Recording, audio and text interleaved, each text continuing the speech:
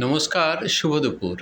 আমরা অনেক সময় কিন্তু আমাদের নানা রকমের ভুলগুলো আমরা রেকটিফাই না করে সেগুলোকে জাস্টিফাই করার চেষ্টা করি। এগুলো দেখে কিন্তু তোমার থেকে যারা ছোট, তোমার সন্তান সন্ততি বা তোমাকে অনুসরণ করবে, তুমি যাদের থেকে বয়সে এবং অভিজ্ঞতায় অনেকটাই বড়, তাদের কাছে কিন্তু একটা ভুল বার্তা যাবে।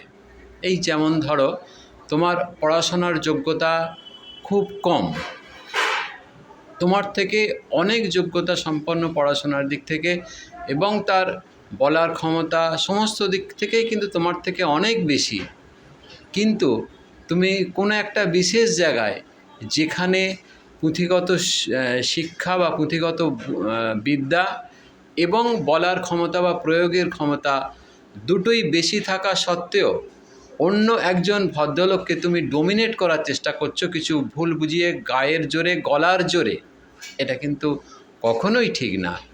এটা থেকে কিন্তু তুমি যেটা পাবে সেটা হচ্ছে একটা খারাপ ইমপ্রেশন পাবে তোমাকে যারা অনুসরণ করবে তাদের কাছ থেকে।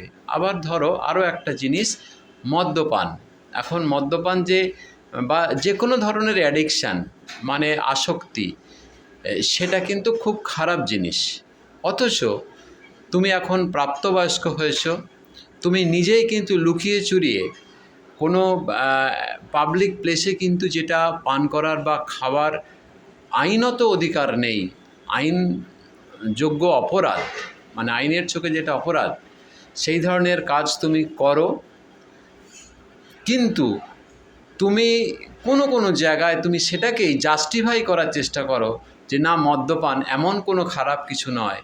যারা মদ্যপান করে না তাদেরই অনেক খারাপ দিকগুলো তুলে ধরে তুমি এটা জাস্টিফাই করতে চাইছো যে তোমার মদ্যপানের মতো যে খারাপ অভ্যাস বা আরও এই ধরনের অন্যান্য আরও অ্যাডিকশান, গাঁজা, তামাকু, গুটখা ইত্যাদি বিভিন্ন ধরনের জিনিস আছে, সেগুলো তুমি জাস্টিফাই করার চেষ্টা করো যে তুমি কেন সেই নেশাগুলো করছো। এটা কিন্তু মোটেও অনুকরণযোগ্য বিষয় নয়।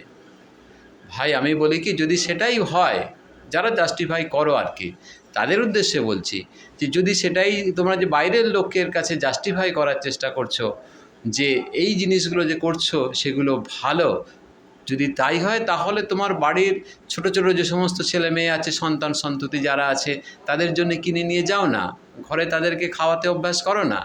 এটা কিন্তু কখনোই তোমরা করো না, কারণ তোমরা নিজেও জানো যে জিনিসটা ঠিক না।